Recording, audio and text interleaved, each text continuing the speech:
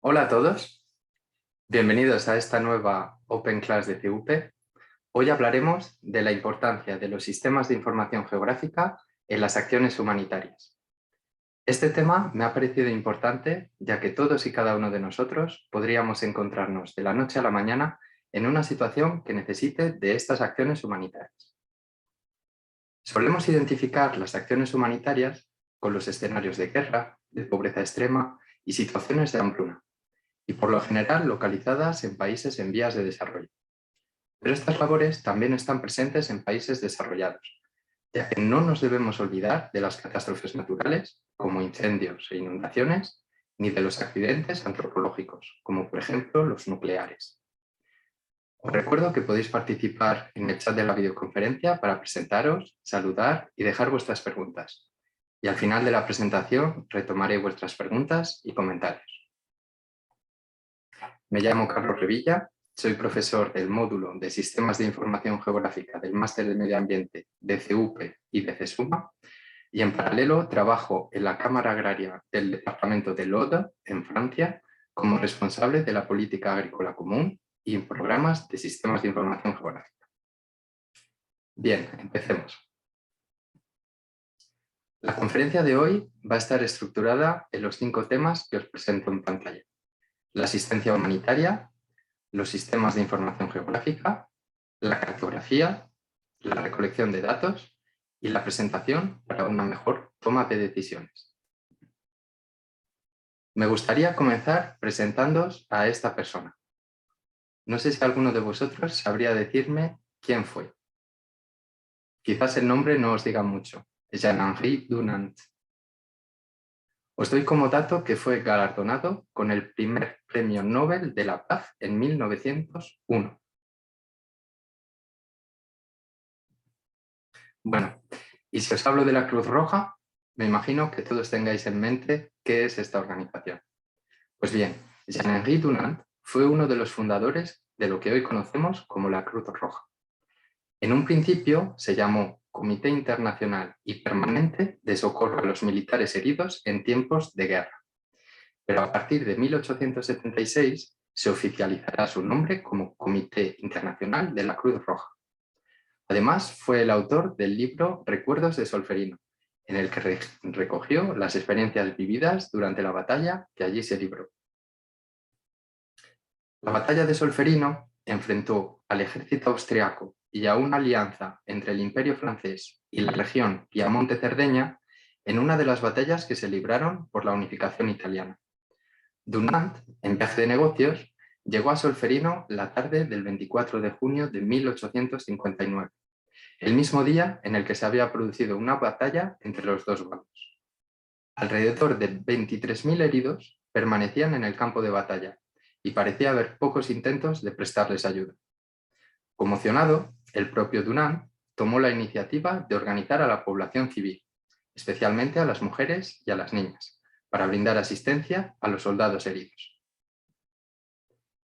Carecían de materiales y suministros suficientes, y el propio Dunant fue quien organizó la compra de materiales necesarios y ayudó a erigir hospitales provisionales. Convenció a la población de atender a los heridos sin tener en cuenta su bando en el conflicto, según el lema Tutti Fratelli, todos son hermanos.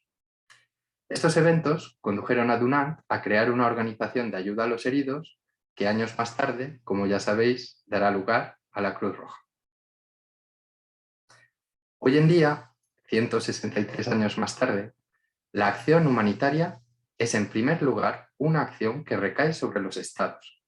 Son los estados los primeros responsables de llevar a cabo las acciones humanitarias hacia las personas vulnerables. Es lo que conocemos bajo el nombre de protección civil o defensa civil. Es un instrumento de la política de seguridad pública que, con apoyo gubernamental, tiene como objetivo apoyar a las poblaciones que habitan en zonas vulnerables para hacer frente a los desastres naturales o a los desastres de carácter antrópico. Es, por lo tanto, el Estado la primera persona que debe brindar esta ayuda. Pero como bien lo sabéis, en muchos países el Estado es incapaz de ayudar a su pueblo. Y aún peor, en ocasiones el Estado no tiene la voluntad de ayudar a su pueblo. Es por ello que cuando los estados fracasan en esta misión o no tienen la voluntad de aportar esta ayuda, no les queda otro remedio que recurrir a las organizaciones no gubernamentales. Sin embargo, cuando un país solicita la ayuda de una ONG, estos no pueden intervenir sobre las acciones de la ONG. Cierto es que estas ONGs respetan o se adaptan a las leyes de los países en los que intervienen, pero en ningún caso los estados pueden intervenir sobre sus acciones. Los gobiernos no tienen control sobre las ONGs. Cuando una ONG actúa en escenarios de guerra, tiene como obligación defender los intereses de las víctimas o de las personas vulnerables, de todas, sin importar su religión, raza, nacionalidad, condición social o afiliación política. Por citaros un ejemplo actual, existe un conflicto en la provincia de Ituri, en la República Democrática del Congo, en el que la configuración del conflicto es entre tribus, los Emma, los Lendu, los Bira y los Pigmeos. Pues bien, las acciones humanitarias que allí se llevan a cabo no pueden orientarse hacia la ayuda de una sola tribu. No se puede elegir. La ayuda debe ser totalmente neutra y desinteresada. Aunque se puede afirmar que de forma indirecta las acciones humanitarias pueden tener consecuencias en el desenlace de un conflicto bélico. Pero este no es su objetivo, sino una consecuencia. Bueno, tras esta pequeña introducción sobre las acciones humanitarias, vamos a concentrarnos en los sistemas de información geográfica. Como su propio nombre lo indica, un sistema hace referencia a un conjunto de entidades que están interconectadas y que tienen el objetivo de llevar a cabo una misión o una operación determinada. Es un sistema que permite recopilar, almacenar, tratar, analizar, producir y representar datos geográficos. Para los que ya estéis un poco familiarizados con los sistemas de información geográfica, sabéis que la información se organiza en capas y que estas capas provienen de bases de datos, que no son más que tablas que contienen información de la que al menos una parte es geográfica, como puede ser una dirección, un código postal o las coordenadas geográficas de un punto. Analicemos a continuación los componentes de un sistema de información geográfica. Estos componentes son los mismos que para cualquier sistema de información. Podemos diferenciar estos 5 elementos: el hardware, el software, los procesos, los datos y los recursos humanos. Si bien los componentes difieren en niveles de complejidad, en costos y en plazos de implementación, todos son importantes e igualmente necesarios. Es decir, un sistema de información geográfica no es simplemente un conjunto de computadoras, programas y personas, sino un sistema con necesidades especiales. Además de estos 5 componentes principales, existen otros elementos que también forman parte del sistema de información geográfica y que no pueden ser desconsiderados. Uno de ellos es la institución donde se implementará el sistema. En nuestro ejemplo de hoy puede ser diferente de si se trata de una ONG o si se trata de un servicio de protección civil que depende de un Estado. Esto significa considerar los aspectos legales, económicos, políticos y culturales que influirán en el diseño, desarrollo y funcionamiento del sistema. Iniciaremos definiendo lo que es el software. Son los programas de sistemas de información geográfica que proveen las funciones y las herramientas necesarias para almacenar, analizar y desplegar la información geográfica. Los principales componentes de los programas son herramientas para la entrada y manipulación de la información geográfica y un sistema que gestiona una base de datos. También se encuentran herramientas que permiten búsquedas geográficas, análisis y visualización de datos, así como una interfaz gráfica que permite al usuario acceder fácilmente a las herramientas. Existen software libres y software comerciales. Como sabéis, son software gratuitos y de pago. En lo que respecta al hardware, se suele pensar en la computadora en la que opera el sistema de información geográfica. Esta es una definición muy simplista que hoy en día se ha quedado obsoleta. Actualmente, un sistema de información geográfica funciona en un amplio rango de tipos de hardware. Obviamente, trabaja en servidores de computadoras en red y en computadoras utilizadas en configuraciones individuales, pero también se le deben sumar los usos actuales, como son los drones, los satélites, los GPS portables y, sobre todo, el teléfono móvil y las tablets. Estos dispositivos son utilizados principalmente para la obtención y la manipulación de los datos. Con respecto a los datos, probablemente esta sea la parte más importante de un sistema de información geográfica. Los datos, geográficos o tabulares, pueden ser adquiridos o producidos por quien los implementa en sí o por terceros. Y cuando existen, estos se pueden obtener de fuentes públicas o privadas. Es la parte más sensible de los sistemas de información geográfica. En ocasiones, los datos pueden costar muy caros si se tienen que comprar. Todo depende de la calidad de los datos. Y la calidad de los datos depende de la precisión y de la antigüedad. Normalmente, cuanto más actuales, más caros son. Cuando la misión del organismo que utiliza los sistemas de información geográfica es producir estos datos, están produciendo un valor. Es por eso que lo más común hoy en día es proteger al máximo estos datos haciendo copias o backups regularmente, sobre todo para evitar las pérdidas, ya sean accidentales o intencionadas. El siguiente elemento son los recursos humanos. Al mismo nivel que los datos, es una parte fundamental de los componentes de un sistema de información geográfica. Se pueden tener los hardware y los software necesarios, incluso los mejores datos geográficos con los que se pueda trabajar, pero hacen falta las personas. Son las personas quienes van a orquestar el funcionamiento de todos los elementos.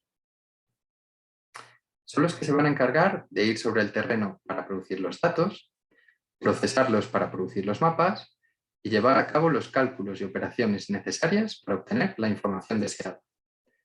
En el caso específico de las labores humanitarias, es muy frecuente que los operarios tengan que estar sobre el terreno para constatar los sucesos. A menudo están presentes para controlar la correcta distribución de la ayuda. Esto varía en función del tipo de misión, pero para tomar este tipo de informaciones es necesario estar sobre el terreno para impregnarse de la realidad que se vive en el lugar. Y el último elemento son los procedimientos. Un sistema de información geográfica siempre operará acorde con un plan bien diseñado, con modelos y prácticas operativas características de cada organización. Se dice a menudo que una organización, por ejemplo una ONG, es como una casa. Todas tienen los mismos elementos, pero cada una tiene una forma de vivir, con sus propias normas y sus propias costumbres, es decir, con sus propios métodos.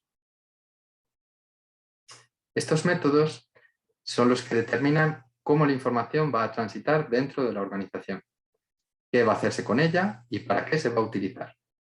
Todas estas estrategias, que son propias de cada organización, sobre qué se hace, qué no se hace, se produce o no se produce, se elaboran a este nivel, a nivel del método de trabajo. Muy bien, hemos terminado la parte que habla sobre los sistemas de información geográfica. Centrémonos ahora en el apartado de la cartografía. Si leo la definición en pantalla, la cartografía es la ciencia aplicada que se encarga de reunir, realizar y analizar medidas y datos de regiones de la Tierra para representarlas gráficamente con diferentes dimensiones lineales a escala reducida. Quiere decir que simplemente la cartografía se refiere al ejercicio de hacer mapas. La palabra cartografía es una mezcla muy interesante del latín y del griego. Carte es una palabra latina que significa mapa, mientras que grafos es de origen griego y se refiere a escritura. La cartografía es, por lo tanto, la escritura de mapas. Es el diseño y producción de mapas, ya sea por un individuo, un cartógrafo, o una institución. La cartografía puede dividirse en dos grandes tipos: cartografía general y cartografía temática. La cartografía general se encarga de la producción de mapas dirigidos al público más amplio.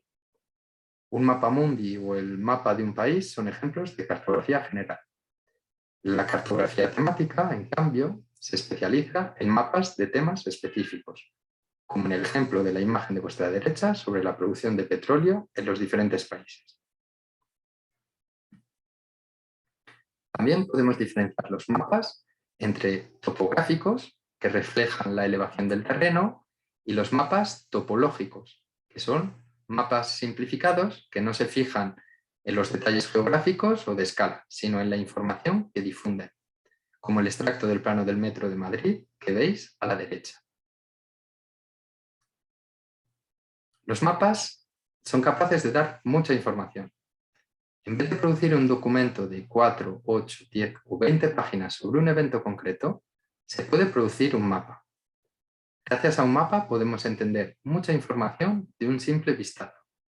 En el ejemplo de la imagen podemos ver que hay líneas y círculos, algunos más grandes que otros. En la leyenda vemos que las líneas discontinuas en negro hacen referencia a las fronteras entre las diferentes áreas de salud. Las líneas continuas amarillas son las carreteras. Los círculos localizan en el mapa el emplazamiento de los poblados y en función del tamaño de los círculos vamos a poder diferenciar la cantidad de viviendas de cada poblado, que va desde 66 hasta 3.400 viviendas por poblado.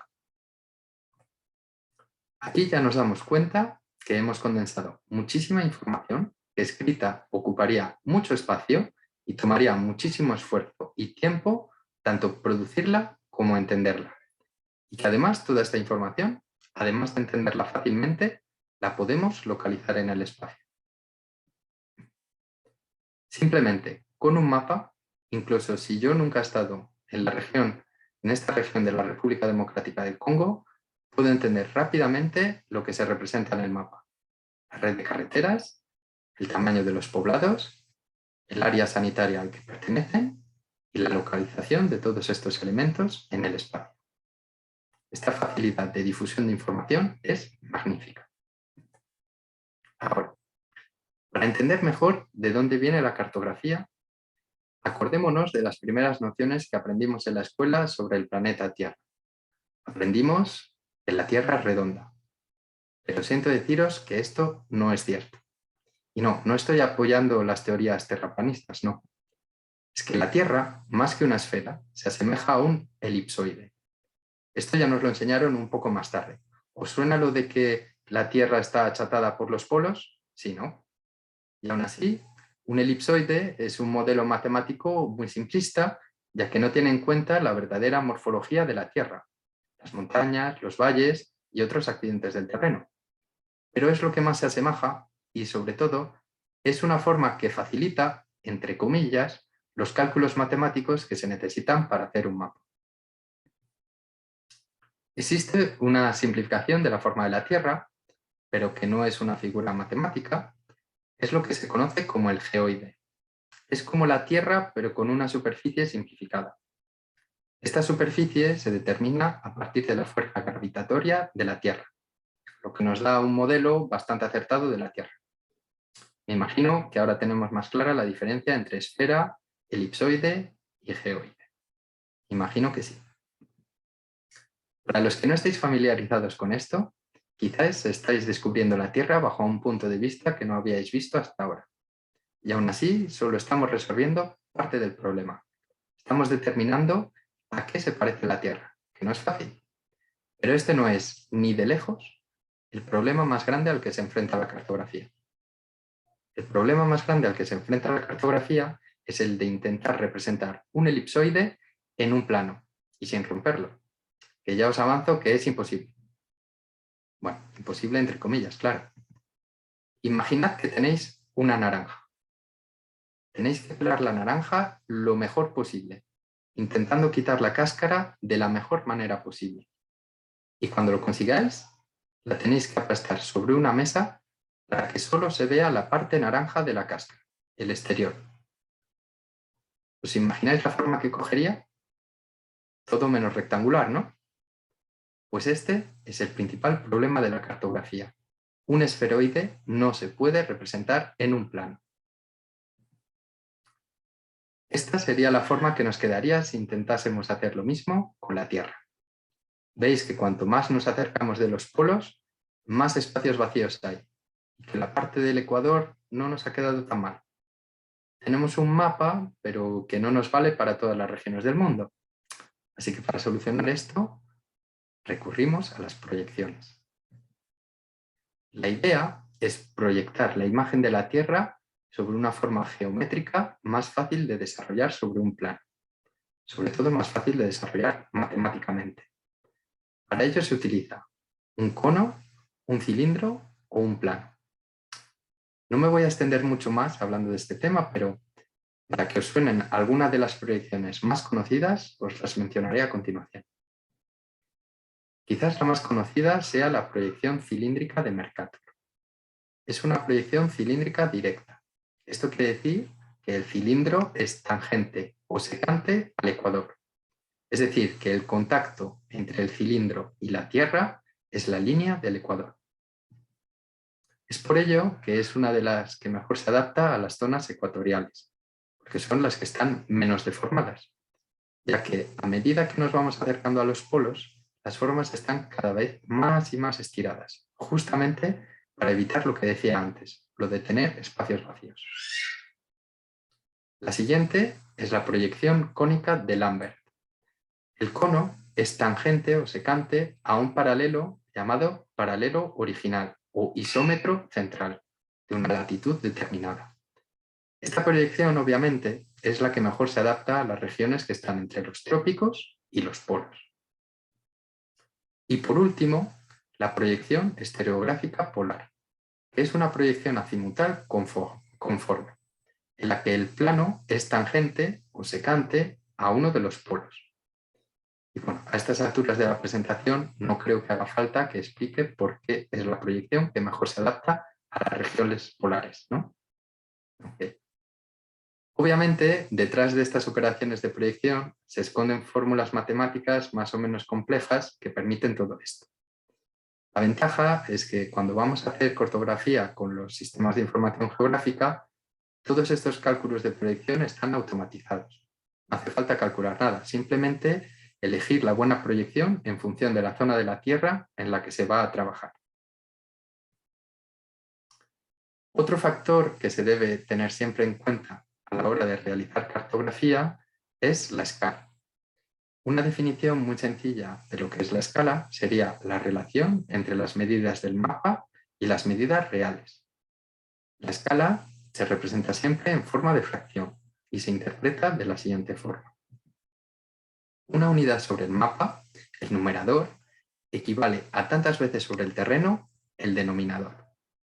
Es decir, que para convertir una medida sobre el mapa a la medida real, hay que multiplicarla por el número que se encuentra en el denominador. Y para que sea aún más fácil, el numerador siempre es la unidad y el denominador son múltiplos de 1000 o de 100 en escalas muy grandes. Pasemos a continuación al siguiente apartado, la recolección de datos.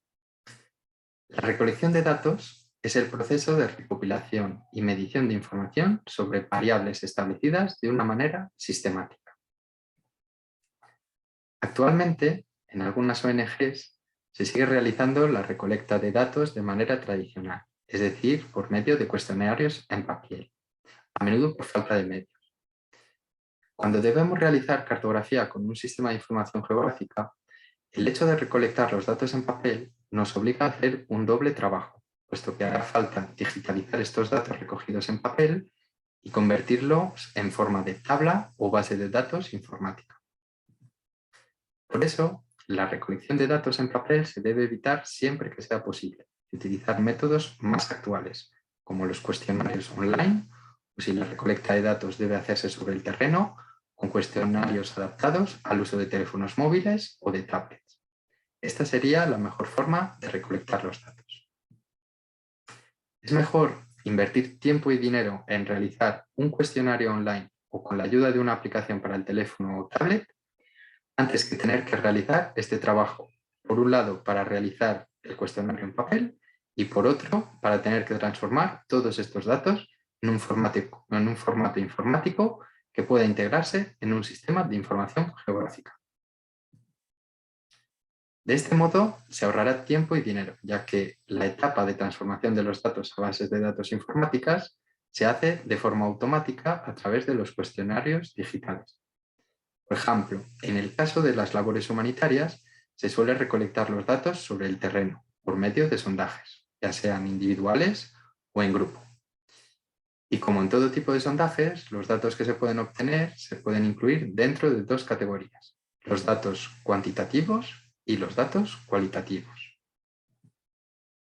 Los datos cuantitativos son valores numéricos: la edad, el número de hijos, cuántos son varones, cuántos son mujeres, cuántas personas viven en el domicilio, mientras que los datos cualitativos se asocian a valores de texto, como respuestas a preguntas de tipo ¿ha comido usted? ¿Sí o no? ¿En qué pueblo o en qué ciudad reside? ¿Cuál es su nombre? ¿Cuáles son sus apellidos? Y más allá de estos datos cualitativos y cuantitativos, ya que vamos a trabajar con un sistema de información geográfica, se deben añadir los datos geográficos, es decir, la información que va a permitir localizar o identificar geográficamente a los encuestados. No quiero perder mucho tiempo en hablaros del tipo de datos que se pueden integrar en un sistema de información geográfica, pero permítame hacer un repaso rápido a este tipo de información. Los sistemas de información geográfica pueden integrar información que podemos dividir en dos grandes familias: información vectorial e información raster. La información vectorial se compone de tres tipos de entidades: puntos, líneas y polígonos. Los puntos nos van a servir para identificar, valga la redundancia, valores puntuales: un pozo o un punto que represente una casa, un hospital o una gasolinera. O como veis en el ejemplo, para la representación de árboles aislados en una sección de terreno. Una línea puede servir para representar eventos continuos en el espacio, como pueden ser las vías de comunicación, como son las carreteras, caminos, autovías y líneas de ferrocarril, y también líneas eléctricas, gasoductos y este tipo de elementos. También es muy común utilizar las líneas para representar los ríos y sus afluentes, tal y como veis en la imagen del ejemplo. Mientras que los polígonos sirven para representar en el mapa entidades que ocupan una cierta superficie. Estos pueden representar límites administrativos entre provincias, entre comunidades o incluso países. También las diferencias entre las ocupaciones del suelo, separando, por ejemplo, las diferentes zonas de cultivo. O como veis en la imagen, para representar masas de agua, como los lagos, los mares o los océanos.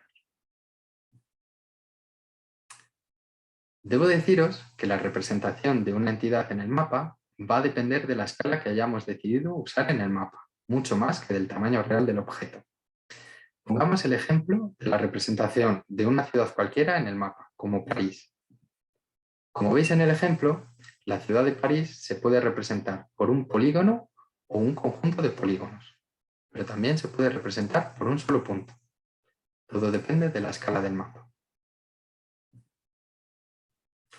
Y el segundo tipo de datos que se van a poder representar en un sistema de información geográfica son los datos raster. Podríamos decir que este tipo de datos, por su composición, son los más sencillos. Un raster, en su forma más simple, consta de una matriz de celdas o píxeles que están organizados en filas y columnas, es decir, una cuadrícula, en la que cada celda contiene un valor que representa una información. Los raster son fotografías aéreas digitales, imágenes de satélite, imágenes digitales o incluso un mapa escaneado. En sí no son más que imágenes y representan la realidad en función de valores unitarios por cada píxel.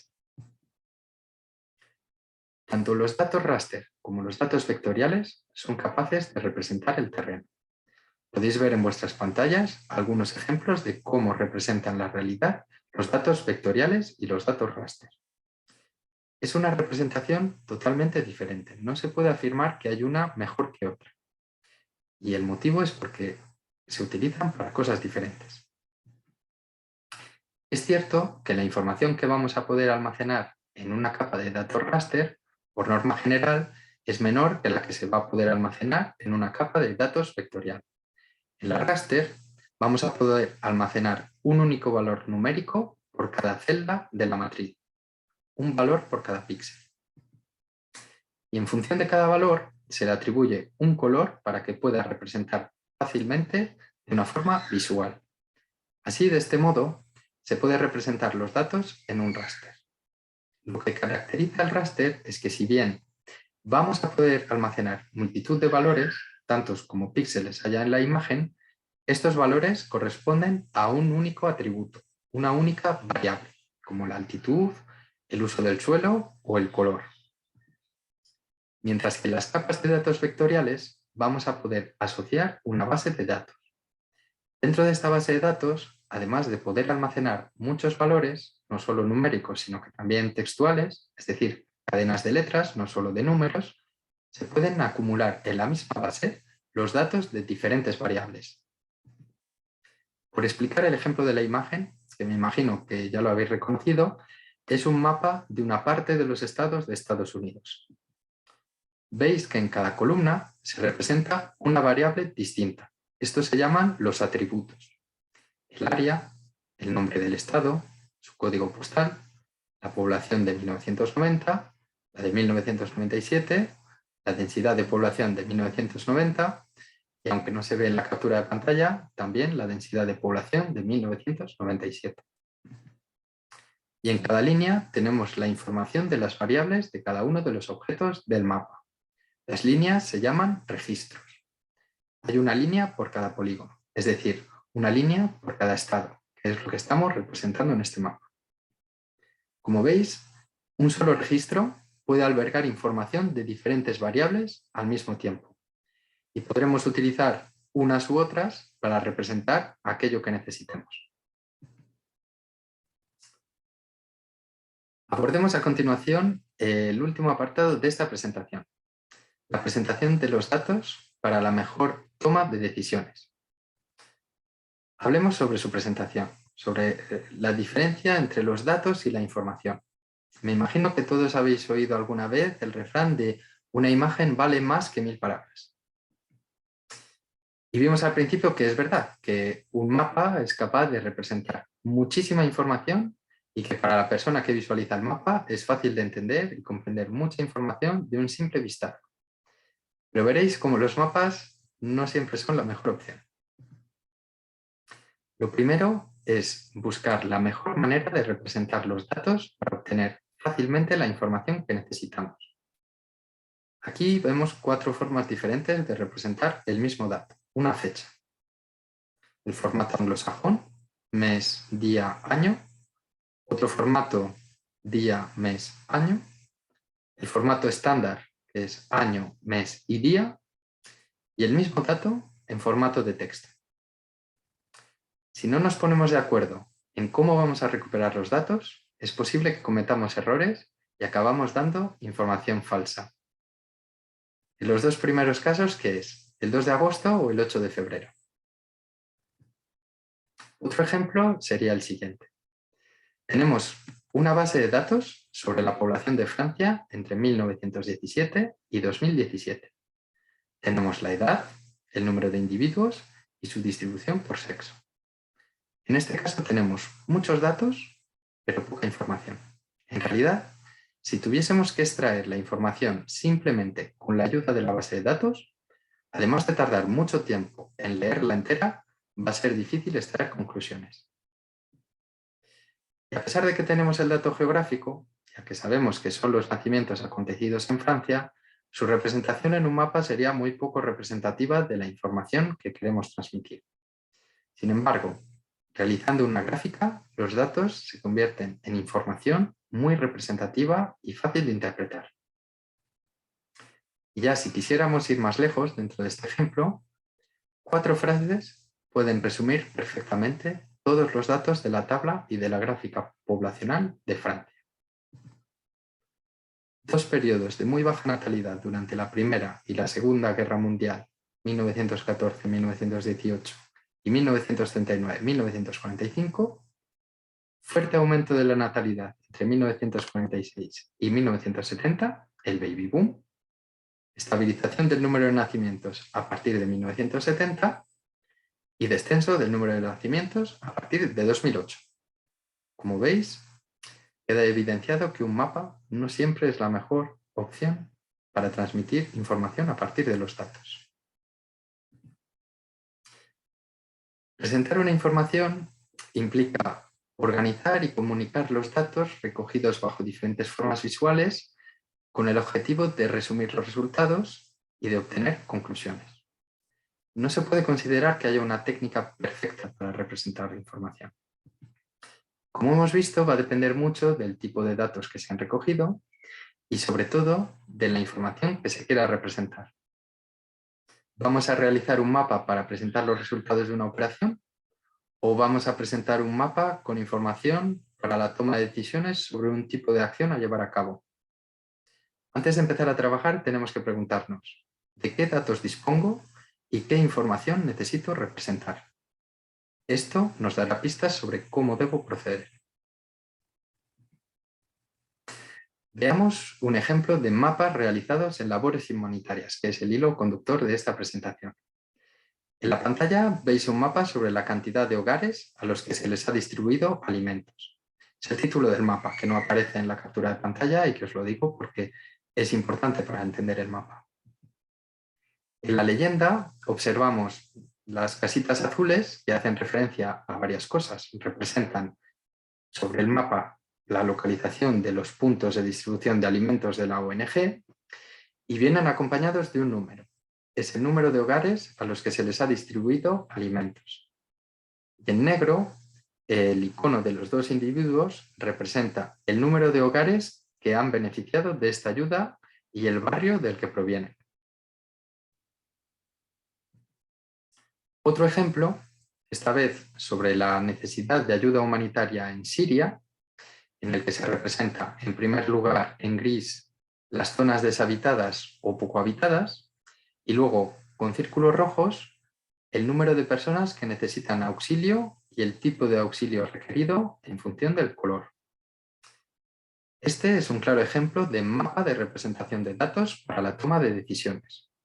Se evidencia dónde hacen falta más medios de ayuda y dónde son más urgentes. Un último ejemplo es un plan de ruteo para la distribución de ayuda humanitaria no alimentaria ante la hipótesis de un terremoto de gran magnitud en Lima metropolitana. Es un proyecto presentado por Renzo Benavente y Cristian Cornejo, ambos ingenieros de la Universidad Católica de Perú, en el que se presenta un escenario crítico de un terremoto de magnitud 8.0 en la escala de Richter, con epicentro frente a Lima, y ante el cual se busca realizar la distribución de ayuda humanitaria no alimentaria a 1.795.000 personas en Lima metropolitana. La primera etapa es la división del territorio en clúster y a continuación crear varias subestaciones dentro de un mismo clúster para que desde allí se reparta la ayuda hacia las zonas aledañas. Cabe resaltar que estas subestaciones no cumplen la función de almacén permanente, sino que son locales prestados por la municipalidad con capacidad suficiente para almacenar temporalmente los kits suministrados por el almacén principal del clúster. Y tampoco cumplen la misión de distribución de los kits de ayuda a la población, sino que estos distribuyen los kits a los diferentes nodos y es la población la que se desplazará a los diferentes nodos para recuperar los kits de ayuda. Se trabaja bajo el supuesto que se cuenta con 22 almacenes en todo Lima, los cuales abastecerán a las 42 subestaciones propuestas y cada subestación distribuirá los bienes a 50 nodos ubicados en los parques aledaños. La población damnificada deberá acercarse al parque más cercano para recibir el kit de bienes de ayuda. En la siguiente imagen, lo que se muestra es un ejemplo de las rutas calculadas para el clúster de San Borja. Las líneas de color rojo trazadas en el mapa indican la secuencia de nodos a visitar, pero no qué caminos tomar para llegar a cada nodo, ya que es de esperar que algunas de las rutas no sean practicables a causa del terremoto. Este modelo logra cumplir con la meta de entregar la totalidad de los kits de ayuda humanitaria no alimentaria dentro de las primeras 72 horas tras el terremoto. Y para concluir la videoconferencia de hoy, quiero hablaros de un proyecto humanitario colaborativo que se realiza con la herramienta de Google OpenStreetMap, de la cual quizás ya habéis oído hablar. Estos mapas con licencias libres de tipo Creative Commons se basan en la inteligencia colectiva y en la colaboración para su mejora y su uso. Me gustaría presentaros algunas de las acciones llevadas a cabo por una asociación que se llama Humanitarian OpenStreetMap Team, el equipo humanitario de OpenStreetMaps. Nada más representativo para esta videoconferencia que este ejemplo. En vuestras pantallas estáis viendo el mapa de los países en los que se están llevando a cabo estas acciones. En los casos de catástrofes naturales o graves epidemias en los países menos desarrollados, el hecho de contar con mapas detallados que sirvan de herramienta de trabajo para los profesionales en el terreno y para los organismos internacionales de apoyo y ayuda humanitaria es esencial. Para este objetivo se crea la asociación Humanitarian OpenStreetMap Team, integrado por una comunidad de editores de OpenStreetMap que colabora de forma voluntaria. El problema que se trata de solucionar es que millones de personas de todo el mundo siguen sin estar representadas en los mapas. Las voces de las comunidades locales no se escuchan, se les deja de lado en el acceso a servicios básicos como la sanidad y la educación, y no se les incluye en las operaciones de ayuda cuando se producen catástrofes. El Humanitarian OpenStreetMap Team apoya a las comunidades para que se sitúen en el mapa. De este modo, pueden hacer llegar la información adecuada a las personas adecuadas en el momento oportuno. El proyecto Missing Maps, que realizan en colaboración con Médicos Sin Fronteras y la Cruz Roja, es un proyecto con el objetivo común de crear datos cartográficos accesibles en los lugares donde operan las organizaciones humanitarias. Cada año, las catástrofes en el mundo matan a casi 100.000 personas y afectan o desplazan a 200 millones. Muchos de los lugares donde se producen estas catástrofes están literalmente desaparecidos de los mapas.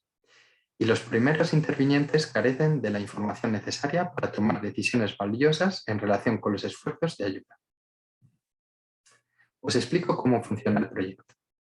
En primer lugar, los voluntarios a distancia cartografían los elementos visibles sobre las imágenes satélite en OpenStreetMap. A continuación, los voluntarios de la comunidad añaden detalles locales, como barrios, nombres de calle y centros de evacuación. Y por último, las organizaciones humanitarias utilizan la información para planificar actividades que tienen como objetivo la reducción de riesgos y dar una respuesta rápida durante las catástrofes para salvar vidas. No hace falta ser un cartógrafo experto para colaborar en estas labores. Todo el mundo puede participar. Y llegados a este punto, no podría despedirme de vosotros sin antes invitaros a colaborar con este proyecto. Una forma simple de practicar cartografía y, sobre todo, de ayudar en las labores humanitarias. Todos podemos aportar nuestro granito de arena. Y nada, hasta aquí la conferencia de hoy. Espero que les haya gustado. Les agradezco enormemente su participación. Antes de despedirme, voy a revisar el chat por si habéis ido dejando preguntas a lo largo de la presentación y si no, no dudéis en dejarlas ahora en este tiempo.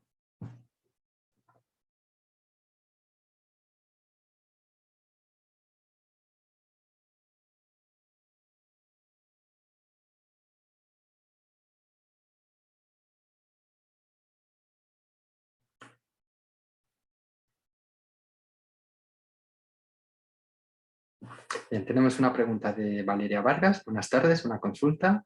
¿Con el SIG se podría realizar un censo poblacional? Pues evidentemente sí. El censo en realidad no es más que una encuesta en la que el ayuntamiento o de la comunidad pasa por las casas preguntando cuánta gente vive en la casa. Entonces tenemos el dato geográfico, que es la casa, o la dirección, y un dato que queremos representar en un mapa, como es el número de personas que viven en la casa. Entonces con esos datos podemos hacer multitud de mapas, como mapas de calor para ver dónde vive más gente, más concentrada, y dónde vive gente más dispersa. Y bueno, desde el momento en el que tenemos una base de datos con información geográfica y con otro parámetro, el que sea, se puede hacer un mapa. Y evidentemente utilizarlo con un sistema de información geográfica.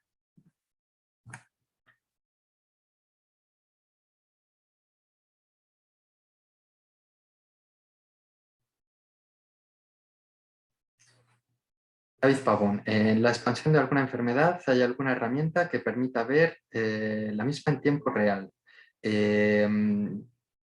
En una presentación que hice hace unos meses sobre la importancia de los sistemas de información geográfica en el COVID-19, que podéis encontrar sobre el canal de YouTube de CUPE y también sobre la biblioteca, explicaba cómo hay herramientas que existen y que monitorean en tiempo real la epidemia COVID, que ha estado súper de moda, pero también nos hablaba otras páginas de internet de la Organización Mundial de la Salud que monitorea al mismo tiempo digo, todas o casi todas las epidemias que están actualmente en curso en todo el mundo. Es un mapa web en el que se puede filtrar por enfermedad y se puede ver cómo evoluciona en los diferentes países.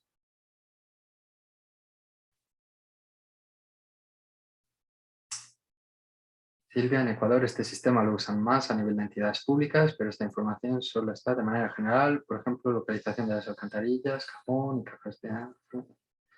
No existe la información. Bueno, pues la posibilidad que da OpenStreetMap de Google es poder crear una temática, la que sea, quizás sea localizar las alcantarillas cajón, y crear ese proyecto y hacer que la comunidad colabore con la cartografía de ese proyecto. Es decir, que voluntariamente la gente va a poder participar en el proyecto y desde su ordenador o con un teléfono móvil va a poder crear los puntos GPS en los que se encuentran estas localizaciones. Y el vídeo es un vídeo de CUP que encontrarás en el canal de CUP y de memoria es la importancia de los sistemas de información geográfica en el COVID-19.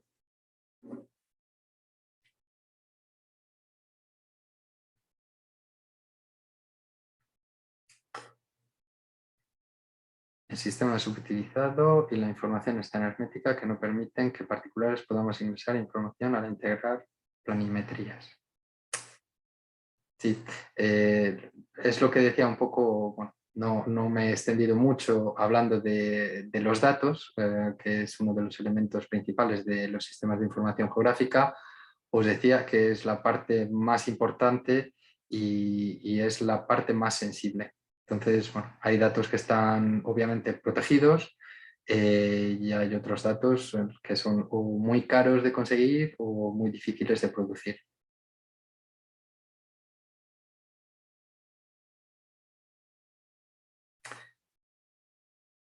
César Montes, a nivel de programación para visualización web, como el ejemplo que menciona sobre la ONU y las epidemias, ¿qué tipo de software es el más común o el mejor adaptado? Eh, hay, s- bueno, hay software libres como QGIS que permiten hacer mapas web y de memoria el de la Organización Mundial de la Salud está hecho con ArcGIS, que es un programa de pago eh, con la versión ArcGIS Web.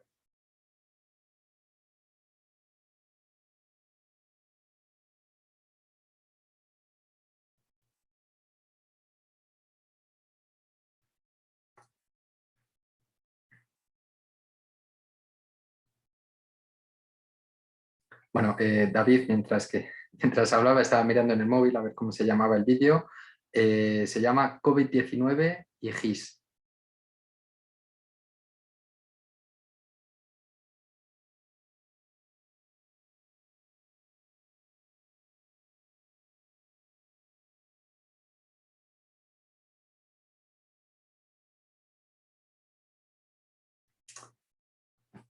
Bueno, pues muchas gracias a todos y hasta pronto en una nueva conferencia de CUP. Adiós.